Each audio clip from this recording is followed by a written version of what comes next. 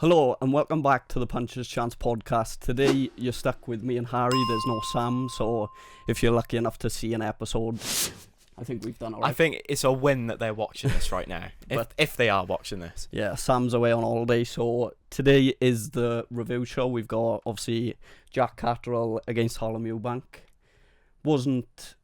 Didn't live up to expectations, is what I had written down. So what did you think of the main event on Saturday?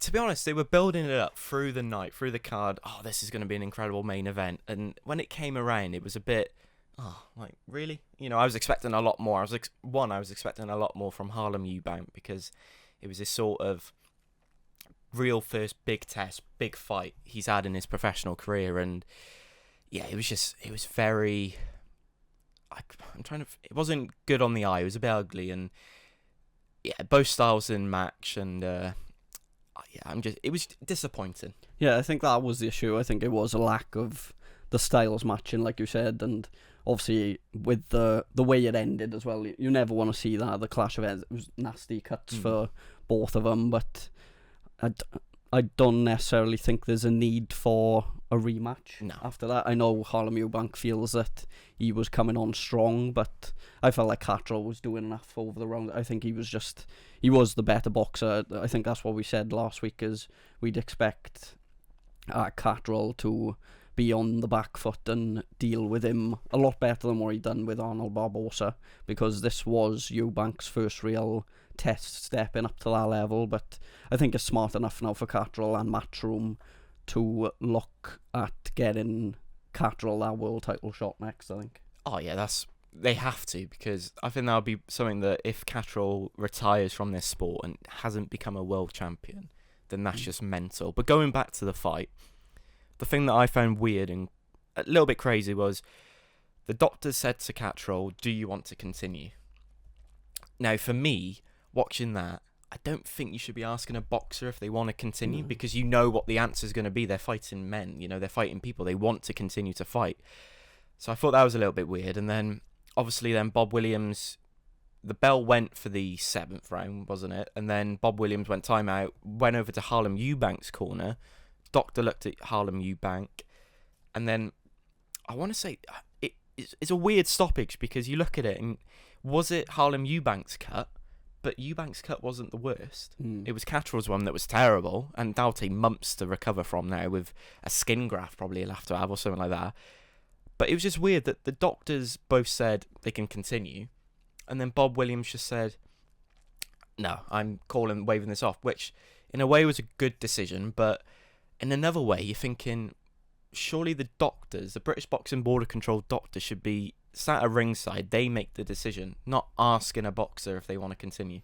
Yeah, I think it was a bit of a strange ending. I think it opened up the opportunity for Eubank. I don't know whether you've seen some of the interviews he done after the fight, but sort of opened up the opportunity for him to sort of say, I've been more or less pulled out of that fight, and he felt like he was going to go from strength to strength as the rounds went on.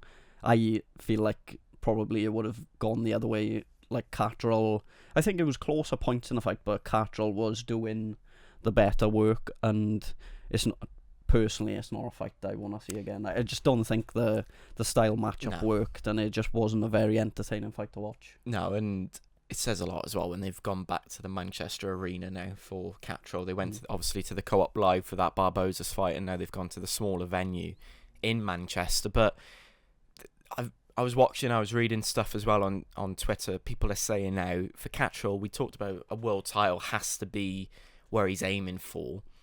But there's also conversations and people talking about a trilogy with a certain Josh Taylor.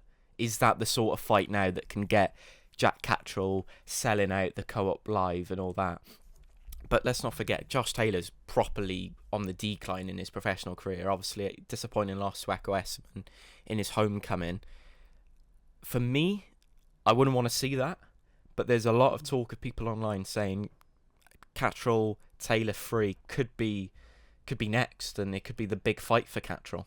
I don't know if he'll be next, because I think they've almost waited around so long for that world title shot opportunity that I think it would be smart for Matchroom to to go for that next for Catterall, because he might not get it again. And that trilogy with Taylor could possibly be like a title defense fight, because it'll be, like you said, you could sell it off the intrigue of they are technically 1-1 on the scorecards between each other, and it'll make for an interesting sort of build up that way. But then again, from what we've seen of Josh Taylor, he's not the same fighter as we maybe have seen, the first 2 times those two faced off against each other. But yeah, I think the right move would be for getting Catterall that world title shot, and then you play it from there. Then a lot of people are saying Catterall, he's not the most pleasing to watch in terms of, he's one of the best fighters in Britain and probably in one of the best positions at the moment, but he's not a very exciting fighter. He's like, the fights that he's been involved in probably haven't lit up as much, especially the fight on Saturday, so it's harder to sell a fighter then, even though they're in a good position. Yeah, I completely agree. The thing about Saturday night as well, obviously Matchroom and Eddie Hearn has talked about the earlier main event, ring walks and all that. They both made a ring walk at 11 p.m. on Saturday night, which, for someone who was up early watching the Welsh rugby match, losing to Japan and then Oasis the previous night, it was very hard to keep my eyes open watching that. And yeah, obviously Jack Catterall, he's come out and said he knows he's boring. He's made that entire trailer for that Barboza's fight, but if it wins fights, and if that's how your style is, then you got to just stick with it, and you're not going to change for anyone. But I don't know where Jack Catterall goes from here now. With, obviously he's back to winning ways, not in the way he wanted to return to winning ways, obviously, but he's not going to rematch Eubank. That Taylor trilogy fight's there.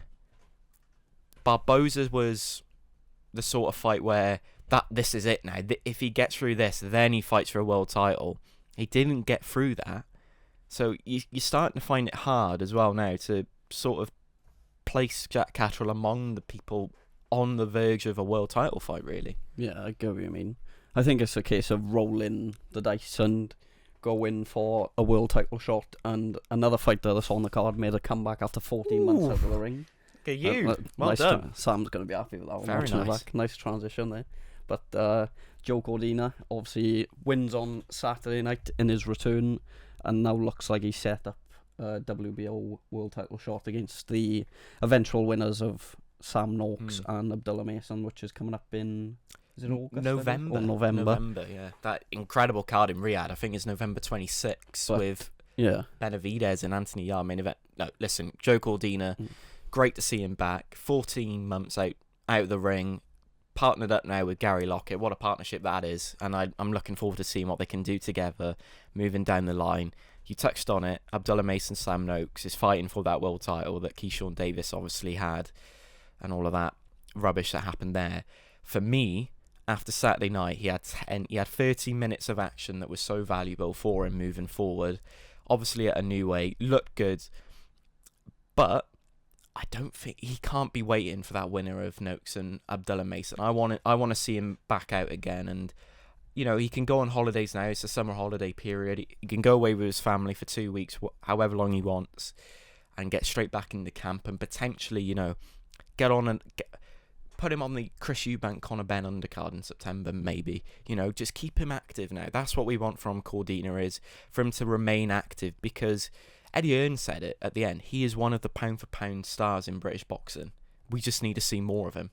Yeah, and I think the thing that impresses me, obviously, I think he won all but... Well, he won on every... Yeah, it was like a 190 scorecard, 99, 91, 98, 92. Yeah, so he hardly dropped around. He looked impressive, but I didn't think it was the sharpest version of Cordina. I think that is down slightly to, obviously, the lack of activity over the last 14 months and waiting for the shot. So I thought he looked very good, but I think we will see better from him at lightweight.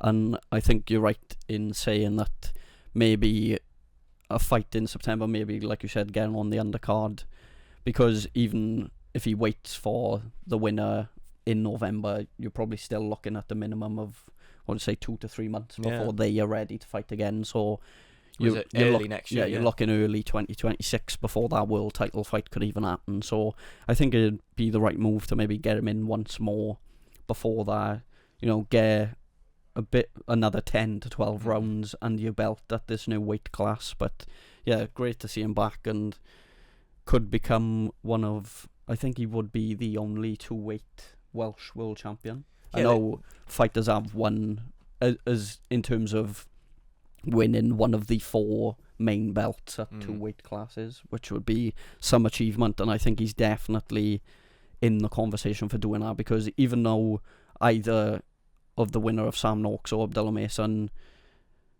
are gonna be a tough test, Cordina's been there and done it at world level, and he's gonna be worth putting in that sort of title picture. So hopefully, like you said, we'll see him maybe out once more now at the back end of this year, and then he gets the world title shot next year. Do you know what's nice as well now? We're not talking about that Anthony Cacace fight that we rattled a few Cacace fans last week on Twitter, but a word on his opponent as well. That Mexican, mind, as much as that it was a wide scorecard in favour of Cordina, he was great value for money. I take my hat off to the matchmaker there, because he actually, at times was testing Cordina, had Cordina's legs dipped in that fight. He got hurt and recovered so brilliantly. But no, like you said, it's good to see Cordina back out. For me, I would love to see him up against like the sort of like Maxi Hughes, Josh Padley, and then fight the winner of Sam Noakes, Abdullah Mason, because it would be so good to see like a 2-weight world champion. And he's back with Matchroom. This studio is only a stone's throw away from the Utilita Arena here in Cardiff. Get him over there in his next fight. That would sell out in an instant. It'll be a huge homecoming for him. That's what I would like to see. Yeah, I would like to see him back in Cardiff again at some point. So hopefully we'll get that at the back end of this year. Matchroom haven't been... Well, it's only when they come to Cardiff. I think it was the last time Cordina was in Cardiff was when what was it, the Japanese guy? I can't remember his name. And he knocked him out early, which was incredible. Also on Saturday night, you had another former world champion making a return, Skye Nicolson. A stoppage win as well in the second round. I thought she looked very, very impressive. Obviously, have dropped down a weight class, which is not something, obviously, it's the other way round most of the time you see with fighters, especially after they've lost at world level. They tend to step up like Cordina did, but Skye Nicholson's made the decision to go down to, I believe it's super bantamweight she went to, and picked up a second round stoppage. Very impressive, good shot selection. Looked like she had a bit more power, a bit more spite behind her punches as well.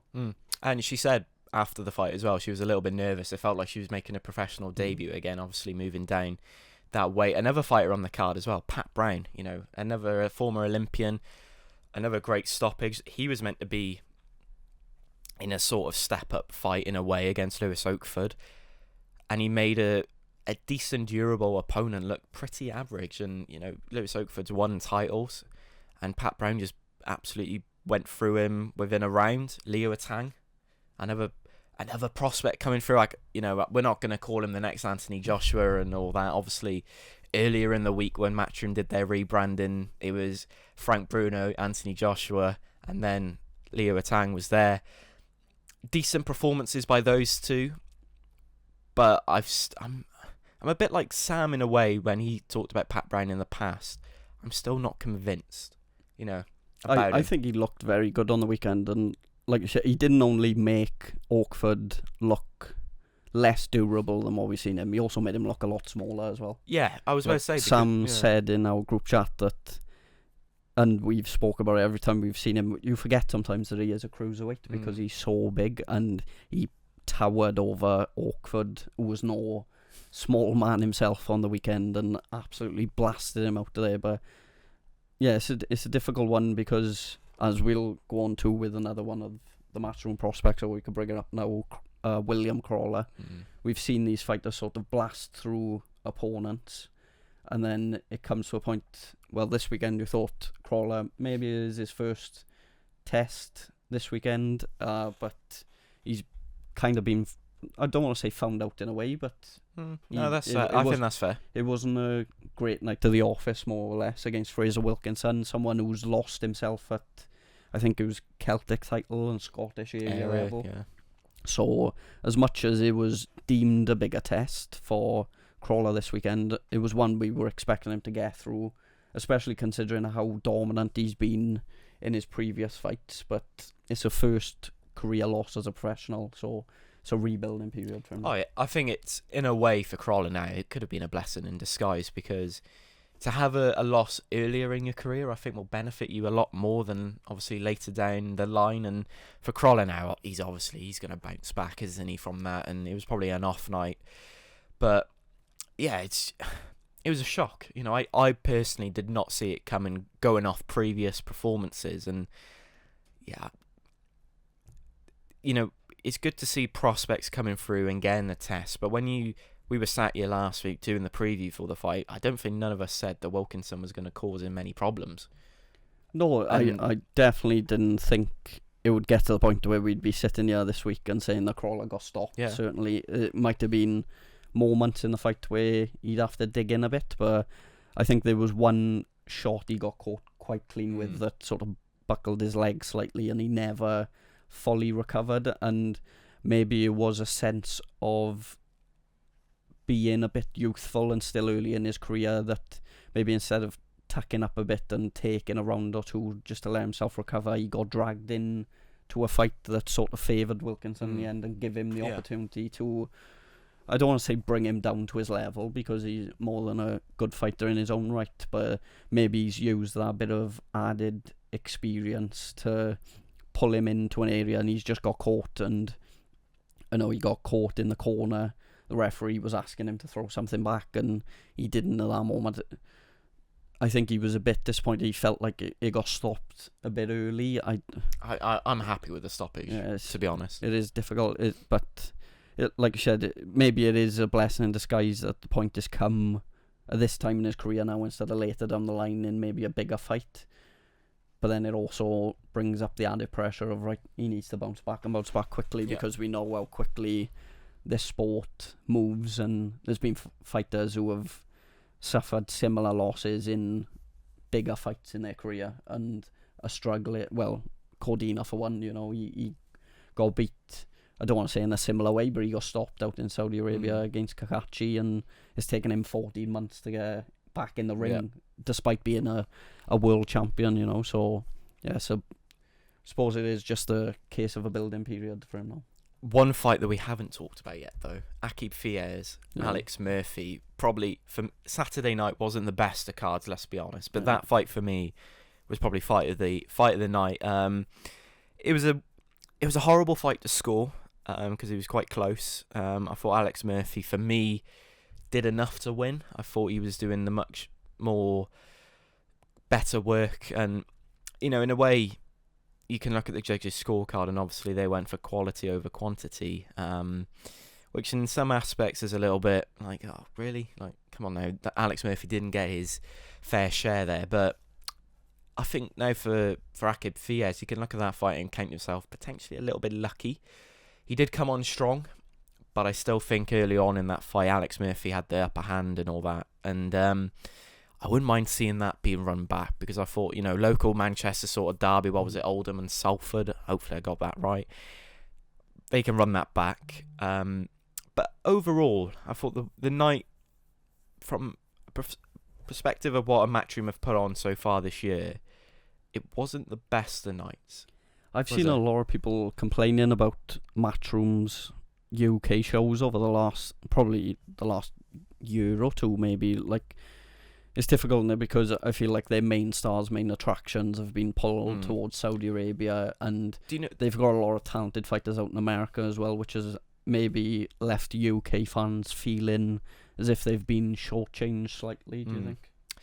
Well, yeah, it's good that obviously their fighters are getting those shows over in Saudi Arabia. We know how much money's involved in those shows, but in a way, you want some of them to be like, if you're a promoter, you should be going, you can fight there or you can fight in your hometown. You know, obviously there's a massive difference in pay, which is obviously going to attract more towards Saudi. But yeah, I don't know what's happening with sort of the Matchroom shows. They seem to be, they're hot and cold. They can have a really good card, and then the following show can be really poor, which like Saturday night was really that. I don't know, because Queensbury are the same in a way. You know? Is it a case of, do you think in the UK we haven't got many sort of big headliners Depth. that can.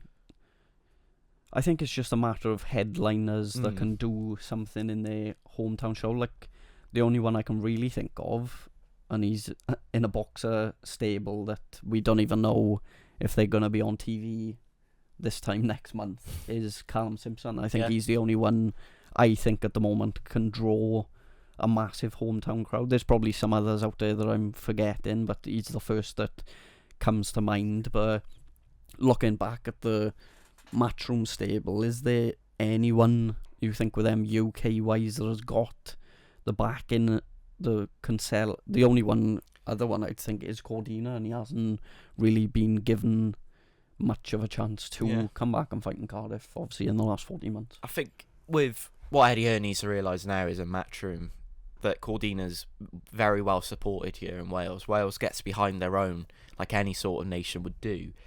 He deserves to have that sort of homecoming that, you know, he hasn't had for a long period of time. So yeah, that should happen. Some other names, Johnny Fisher, you know, is sort of a headliner in a way. But obviously what happened against Dave Allen probably puts him down the pecking order a little bit now with main eventing shows and all that. But no, I completely agree with you. I think Matchroom in the UK, they haven't got a big arena seller. Jack Catterall can sell the Co-op Live, but that's against a world-class level opponent. I'm just, like you said, I'm struggling to find a Matchroom fighter that would sell out the O2. Anthony Joshua is involved. Obviously he's involved with Saudi Arabia, so he's not in this discussion. But the fighters that haven't been involved in Riyadh season cards, you struggle to see them selling out big arenas in the country. You know, the one in Birmingham, the International, the O2, Manchester Arena, and all that. So I wouldn't say it's a little bit worrying, but something needs to change. And hopefully now that, you know, Eddie Hearn's looked at this card on Saturday night and probably thought, well, it wasn't the best quality. Let's do better, because obviously DAZN subscription's gone up. We want value for money and all that. And, you know, the counter argument to that is, are we as boxing fans now are we becoming a little bit too greedy? Because we're getting so many good fights with Riyadh season's involvement that we're going, when we have a sort of card like this on Saturday night, are we sort of getting greedy now where we're thinking, oh, why isn't there all 50-50s? Like, why isn't there 2 world titles up for grabs and all that? But no, I think, it's just Matchroom need to do something, and they've got a decent card coming up August. I want to say it was meant to be 16th or the 11th up in Newcastle, which looks really strong. Cameron Vaughn, Gavin Gwyn's on there. Hopefully that's the main event. But again, they're not big arena seller tickets coming through, and I think there's something Matchroom do need to maybe keep an eye on over the next few months. But we'll move on to the next topic, which is our talking point. I didn't actually say that in the introduction, so I need to work on my introductions. Yeah. But you do that for Thursday's episode. Yeah, that's for the next episode. But come back out of retirement that nobody seen coming. Yeah. Tyson Fury looks like he wants to get back in the ring, and he's called out a trilogy with Oleksandr Usyk.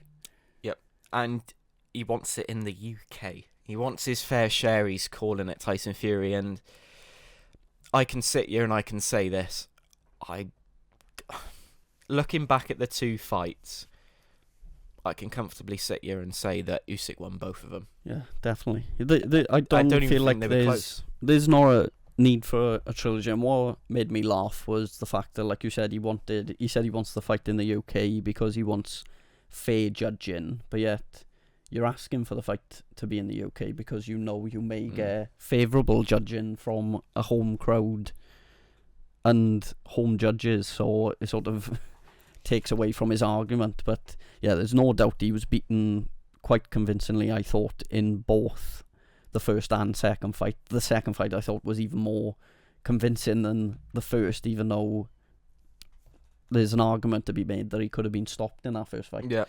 But I see the only way that they could build a trilogy between them and it'd make any sort of sense was if Dubois goes on to beat Usyk in 2 weeks' time in the undisputed fight, and then you may have the argument then of making it. But there's not many trilogies where someone has won the first 2 fights and you're still no, wanting a third. The only one I can think of is one that we're going to have next weekend, but we'll speak about that obviously on Thursday. But I just don't see how that trilogy makes any sense to, and I don't see how it interests boxing fans.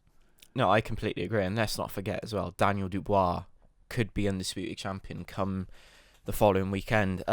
Quite interesting, as we press record on the podcast, we've had a press release. The IBA president, Umar Krevlev, obviously Jazza Dixon's incredible performance over in Istanbul last Wednesday on that IBA card, has offered Tyson Fury, in quotes, a beautiful farewell fight for the IBA heavyweight title. Interesting. Because obviously IBA is, for me, doing some great stuff over with what they're doing with some of the boxers. Obviously, I think you may have to correct me here, that if you lose in an IBA fight, it doesn't go on your professional record. I think there's something there, but that could be a way for Tyson Fury to sort of, because you can't go into a trilogy fight with Oleksandr Usyk over a year outside of the ring. You cannot. That's not even competitive then. And there's still not, Oleksandr Usyk could turn around after beating Daniel Dubois and go, that's me done now. I've rematched all 3 of the top heavyweights in Britain. What else do I need to do? He can go off into the sunset and then the belts fragment then. So Tyson Fury could go to IBA, become their heavyweight champion. And from what I saw over in Istanbul, with all the big names they had there, Terence Crawford was over there, Dimitri Bivol, there's some money in it. So I wouldn't be shocked if that happens. But the trilogy, like you said, it doesn't make sense for me. I don't think it warrants it. I don't think we need to see it because we've seen it twice. And, when the build-up to that fight it's going to be the same as the second fight, where they're going, can Tyson Fury rectify his mistakes from the first time round, and then it'll be the second time round for the third. But it's the same argument though, isn't it? Like he went in the interviews, he went from, I'm only interested in coming back for 1 fight, and that would be the Usyk trilogy. He done an interview later in the day, he was like, there's 3 fights I could do. I could do Usyk, I could do Joshua and Dubois. And I think both the Joshua and Dubois fight make more sense and are more intriguing because they're not fights that we've seen before. So it's still, like, Joshua and Fury is still the biggest fight that they can make in the UK, and it would sell out Wembley Stadium, and I feel like it could be the same with the Dubois fight as well.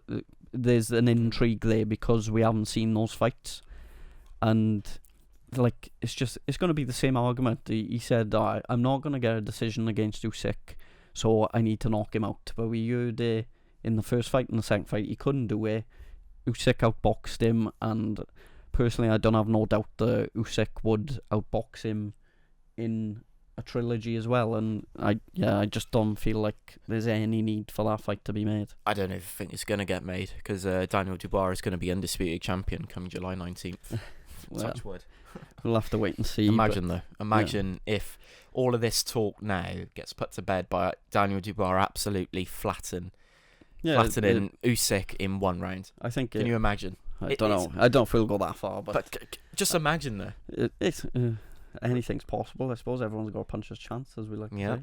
But yeah, I think that's a nice place to wrap it up. I think hopefully we've done alright without Sam this week. Like we said, if you're watching it, that's a win for us. Yeah, we'll take that. And if you have enjoyed it, let us know. So maybe we have an argument to get rid of Sam, and we can just make this a 2-man thing from now on.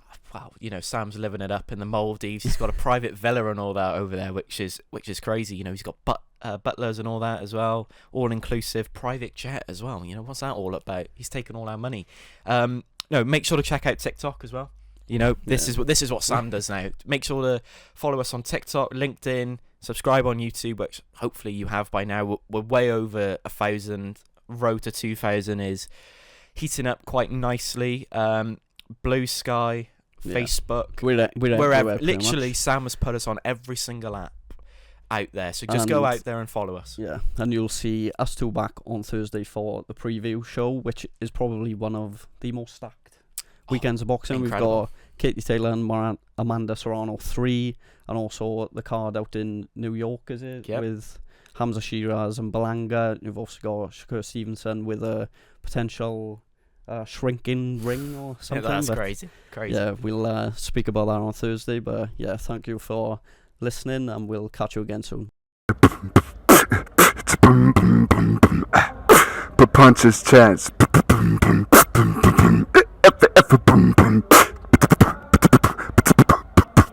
Punches Chance Podcast.